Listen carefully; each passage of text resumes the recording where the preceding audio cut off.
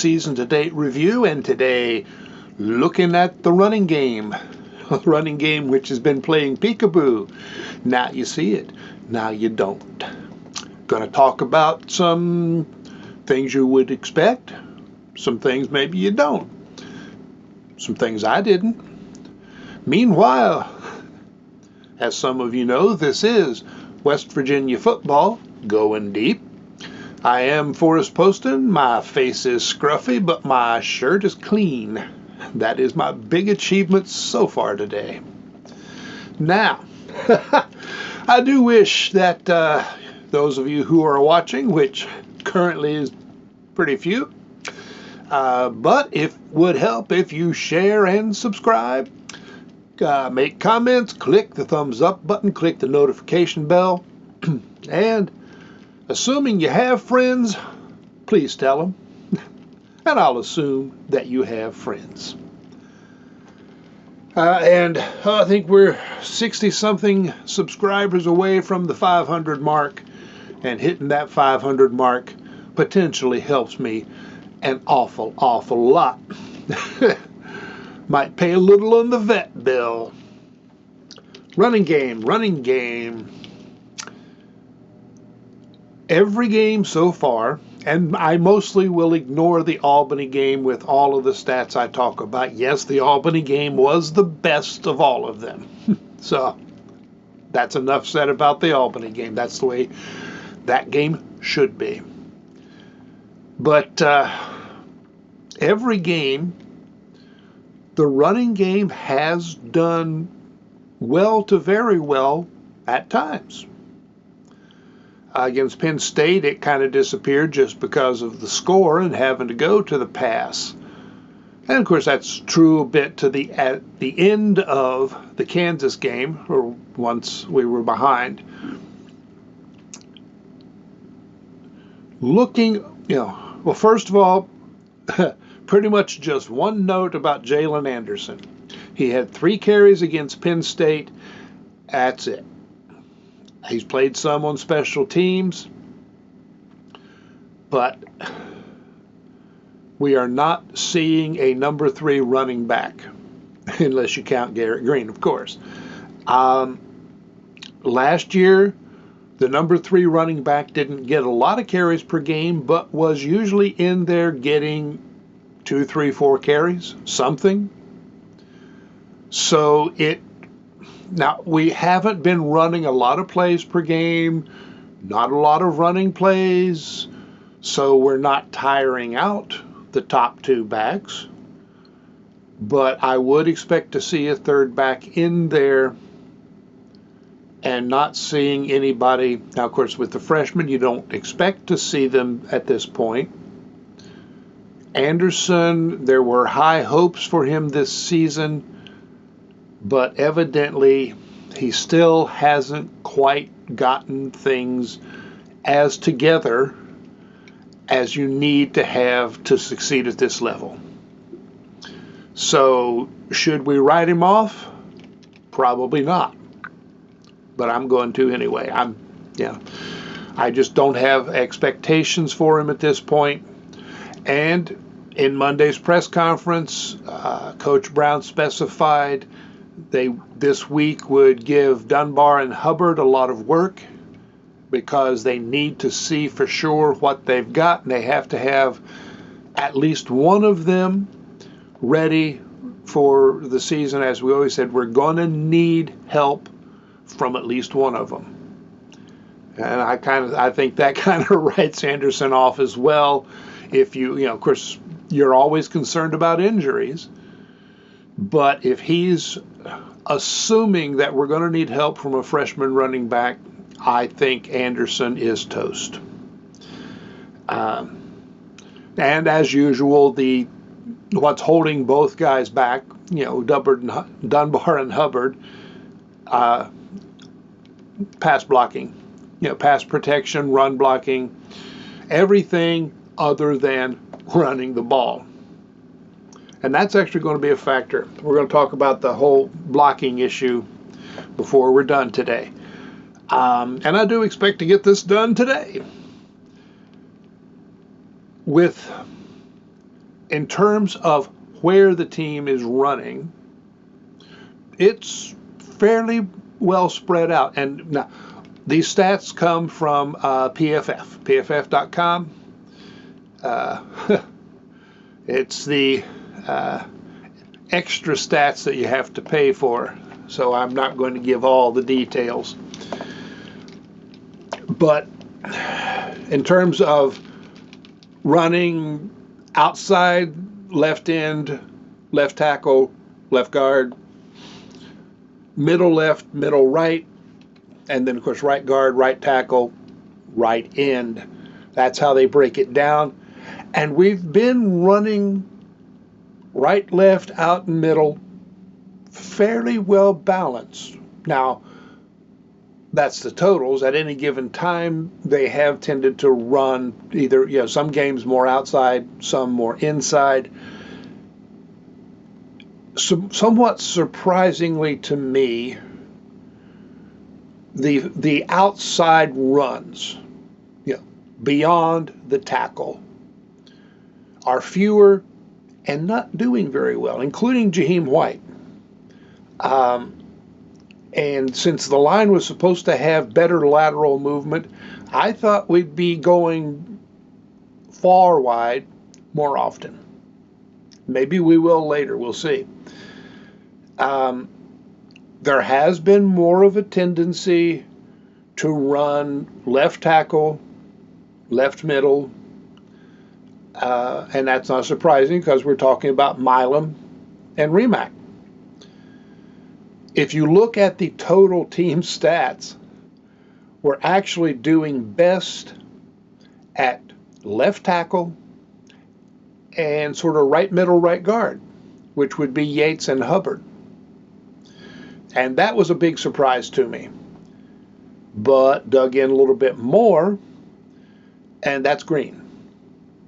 When Greene's doing his quarterback draws, especially, and I suppose they're counting some of the scrambles, left center, left guard is where he quite often goes.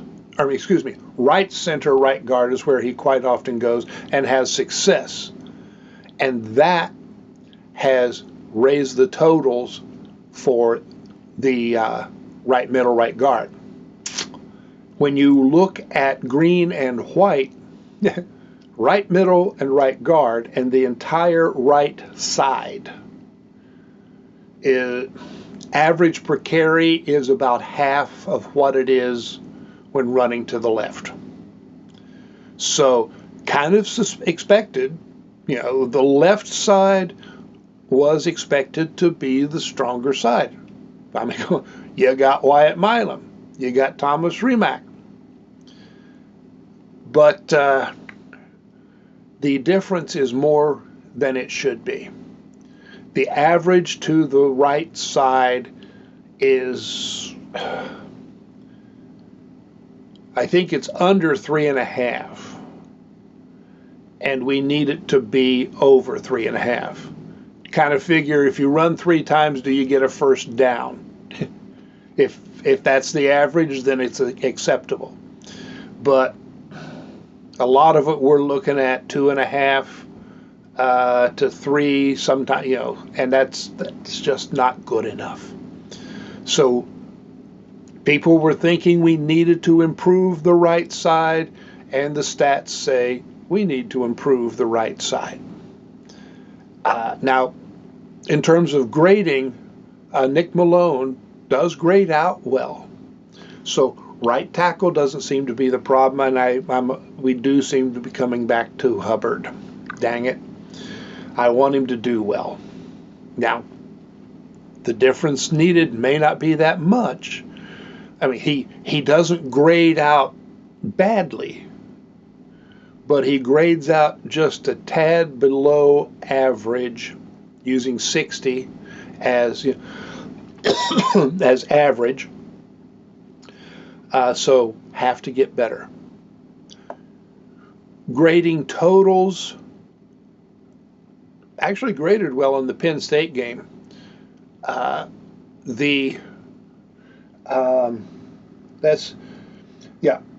The Kansas game, The run game graded just a tad better than it did the Pitt game.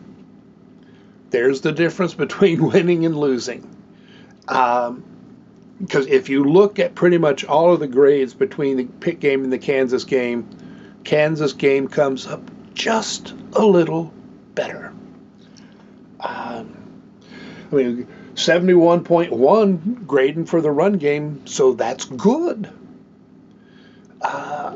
Part of the problem, though, is, we get a series of good and very good runs, and then we start getting shorter runs. Don't know if it's changes in the offense or if it's adjustments by the defenses, but the later running doesn't tend to be as good as early in the game. Looking at individually, Donaldson and White. Donaldson's run 51 times for 284 yards, a 5.6 average, which is quite good. But again, if you look, best average per carry left end. So Donaldson has been getting wide to the left pretty well. 8.4 yards per carry. But of course, part of that, let's see. I thought I wrote it down, but I think that particularly long run that Donaldson had, his longest for the season, was left end, which would raise that average considerably. Left tackle, 7.4, so you are, very close. Basically, wide left is going well for Donaldson. Once you hit center and work to the right, the farther right you go, the more his average goes down. Problem. For Jahiem White, has carried 37 times, 190 yards, 5.1 yard average, which is good, but really not explosive. He had the one long run and fumbled. We haven't seen him a lot since.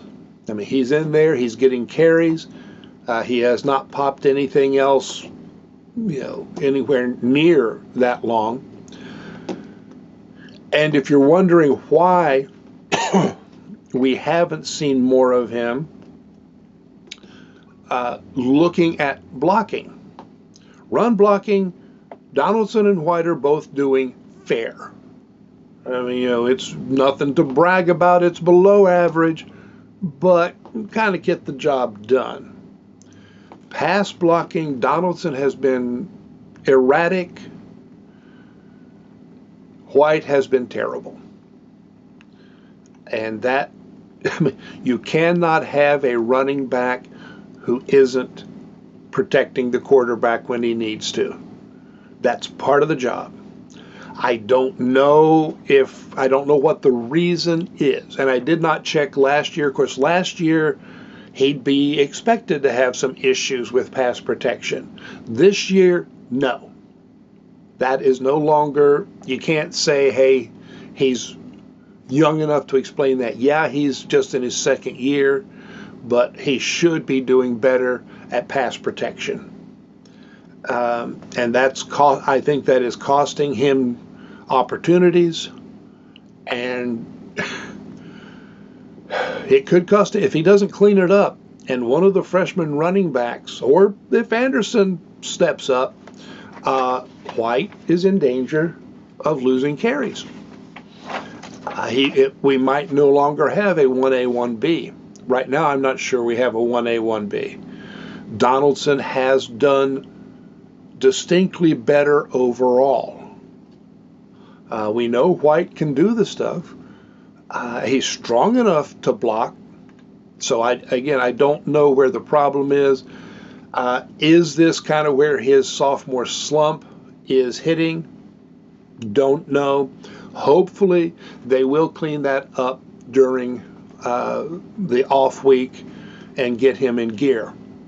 And have to keep an eye. If he starts getting more opportunities, I have to take another look at his pass blocking grade and see if improving that is why he's getting the opportunities. I'm also going to have to watch to see if there's a change at the right guard.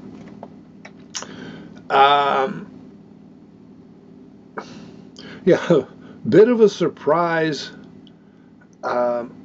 White's best averages have been, left guard, left tackle. Now, no surprise that it is to the left side, but we're staying towards the inside.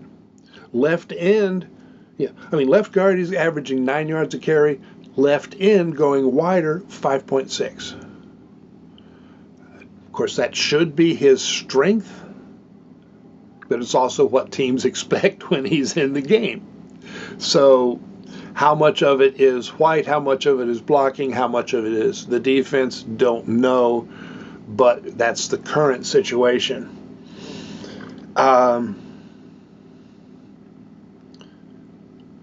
What it comes down to, we've heard it before, consistency. Whatever they are doing to make the run game work when it does, they need to do more of for the game overall. And we have to get the right side better. One way or another, we have to get that side better. And I don't mean a lot better. Just a slight improvement over there will have a significant improvement on the results. And of course, wide receivers have to block. Wide receivers missing key, simple blocks were among the things that cost the Pitt game. And again, the wide, because the pitch right to Donaldson should have been a big gainer. Wide receivers missed blocks, or at least one did. Think that covers it. I've got charts here of directions, attempts, and yardage, but I am not going to tell you all of them. Just kind of looking at the patterns. I was kind of surprised how even it worked out in terms of run direction. Not surprised that the averages are significantly better to the left, but a bit surprised by just how low they are to the right. Did not think it was that big of a problem. And, they've broken some runs to the right, but not consistently enough, and too many of the times that they get stuffed, it's to the right. Of course, you can't just run to the left because defenses will figure that out. So you have to improve the blocking. And probably, the running backs probably are partially at fault. There's always that factor. It's harder to judge. But the running game is not consistent enough to meet the expectations we had for this season. Of course, really thought both running backs would be averaging close to 100 yards a game. If we get that done, it's a much better season. All right. Thanks for hanging around, listening to me ramble on about numbers and averages and expectations.